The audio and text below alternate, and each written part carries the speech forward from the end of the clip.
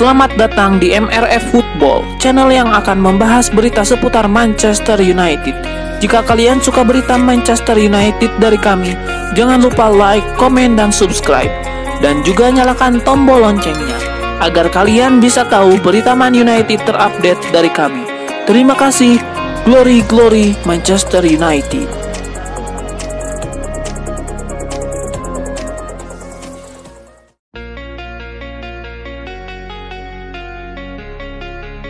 Pemilik baru Manchester United, Sir Jim Ratcliffe, dilaporkan akan menjadikan Julian Nagelsmann sebagai target prioritas untuk menggantikan Erik ten Hag di Old Trafford, sebab ia merasa kurang yakin dengan metode pelatih asal Belanda tersebut.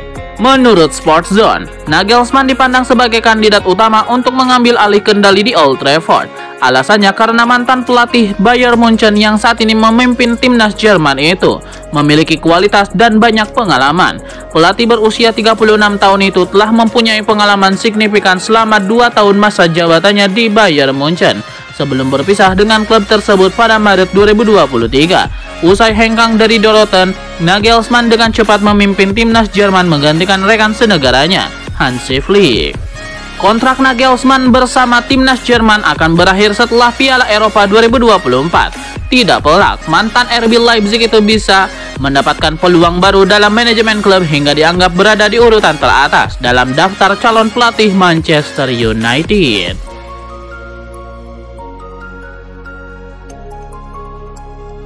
Manchester United menelan kekalahan pertama di tahun 2024. Ironisnya, kekalahan itu dialami di depan pendukung sendiri saat menjamu Fulham di Old Trafford. Manchester United menjalani tahun 2024 dengan cukup baik. Setan Merah tidak sesentuh kekalahan sampai bertemu dengan Fulham. Sebelumnya, MU mampu meraih 6 kemenangan dan 1 hasil imbang dari 7 pertandingan di semua kompetisi.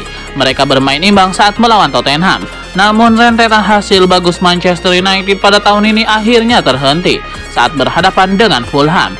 Mereka dibuat tidak berkutik oleh pasukan Marco Silva.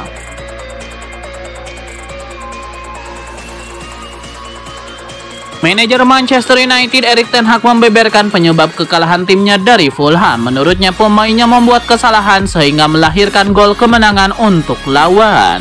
Usai pertandingan, Erik ten Hag membeberkan penyebab kekalahan timnya.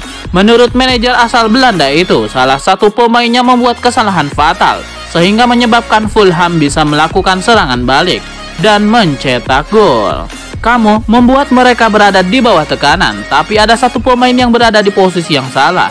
Jadi sebagai sebuah tim, kami harus mengaturnya agar semua orang berada di posisi yang tepat, kata ten Hag. Kami punya pengalaman di lapangan. Kami membiarkan mereka lolos dan itu tidak bisa dihindari.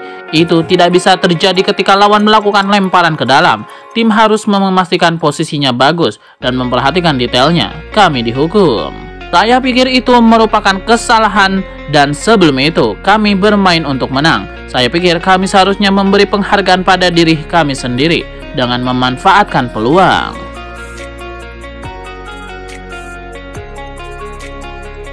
Manchester United menyerah 1-2 dari Fulham di kandang sendiri. Manajer MU Erik ten Hag mengkritik kesalahan pemainnya yang melahirkan gol kemenangan untuk lawan. Manchester United menggempur Fulham, namun justru The Tigers yang mendapatkan tawa terakhir. Alex Iwobi menjadi pahlawan Fulham dengan golnya di akhir injury time. Erik ten Hag mengatakan, siapa pemain MU yang membuat kesalahan fatal sehingga menyebabkan Fulham bisa melakukan serangan balik. Sekalipun demikian, Erik ten Hag senang pasukannya pantang menyerah.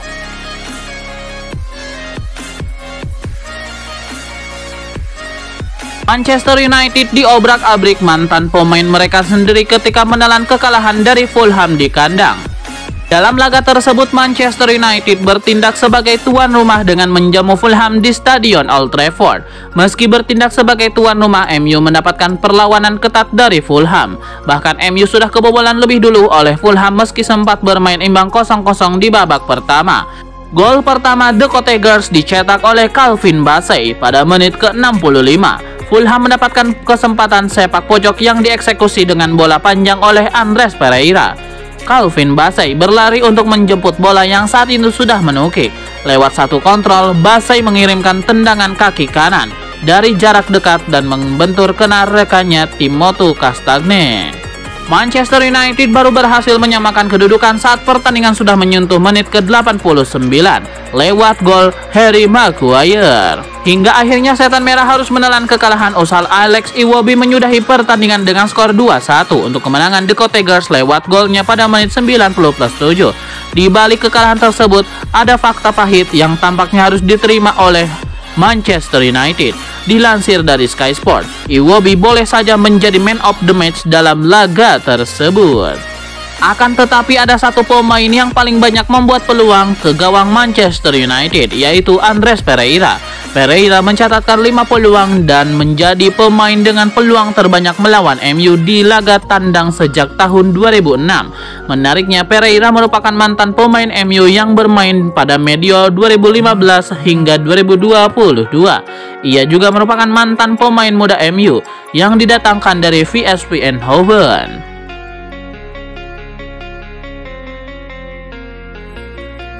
Pekan ke-26 membuat kans MU meraih posisi 4 klasemen Premier League semakin berat, sebab ketika MU menelan kekalahan, Aston Villa yang berada di peringkat keempat mampu meraih kemenangan penting. Manchester United kini berada di posisi ke-6 klasemen Premier League, meraih 44 poin. United sudah merasakan 10 kekalahan musim ini, walau hanya berjarak 2 anak tangga dari 4 besar. Ini jalan terjal bagi United. Jarak poin antara MU dengan Aston Villa yang ada di posisi keempat klasemen bisa dibilang sangat jauh. Aston Villa saat ini sudah meraih 52 poin, unggul 8 poin dari MU. Di atas kertas dengan 12 laga tersisa, segalanya masih bisa terjadi bagi United dalam persaingan 4 besar klasemen. Namun United hitung-hitungannya menjadi sangat rumit karena performa Aston Villa cukup bagus.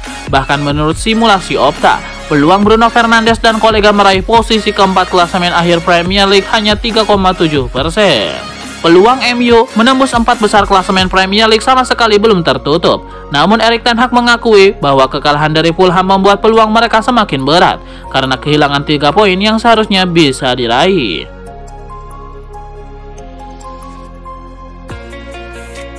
Manchester United dipermalukan Fulham di kandang sendiri. Manajer Setan Merah Erik ten Hag tidak memungkiri kalau timnya merindukan sosok Rasmus Højlund. Tanpa kehadiran Højlund, Manchester United terlihat kesulitan mencetak gol saat melawan Fulham. Erik ten Hag tidak memungkiri kalau timnya merasa kehilangan sosok Rasmus Højlund. Bukan hanya Rasmus, tapi Luke Shaw, Casemiro keluar tidak lama setelah jeda. Jadi ada banyak perubahan dalam tim, kata ten Hag. Tentu saja itu memiliki konsekuensi. Anda tidak bermain di level yang sama seperti kami lakukan minggu lalu. Ketika mereka tidak tersedia, kami harus menghadapinya. Kami bisa saja memenangkan pertandingan ini. Juga dengan skuad hari ini, kami seharusnya bisa memenangkan pertandingan ini. Kami juga mencetak gol hari ini, dan kami tahu kami bisa mengatasinya. Tapi tentu saja, kami lebih suka dia tersedia, ujar Erik ten Hag.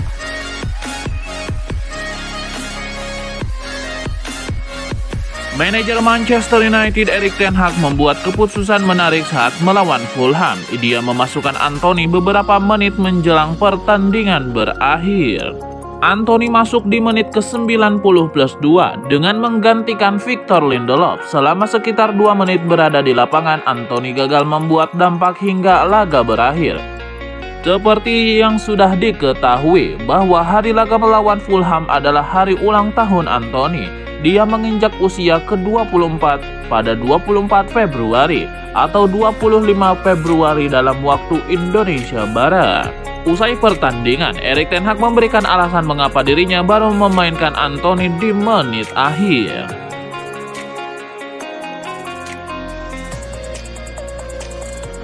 Manchester United menelan kekalahan saat menerima kunjungan Fulham. Hasil buruk itu tidak membuat Erik ten Hag khawatir tentang masa depan timnya. Manchester United saat ini tertinggal 8 angka dari peringkat keempat yang ditempati Aston Villa. Erik ten Hag masih percaya kalau timnya bisa memangkas jarak dengan tim atasnya. Anda harus melihat gambaran yang lebih besar, dan gambaran yang lebih besar terlihat sangat bagus, kata ten Hag. Kami harus mengejar ketertinggalan di posisi-posisi tertentu, memulihkan cedera karena dengan begitu kami akan lebih seimbang. Kami menuju ke arah yang benar, dan ketika kami memiliki pemain dalam skuad yang tersedia, kami memiliki tim yang sangat bagus, kata ten Hag.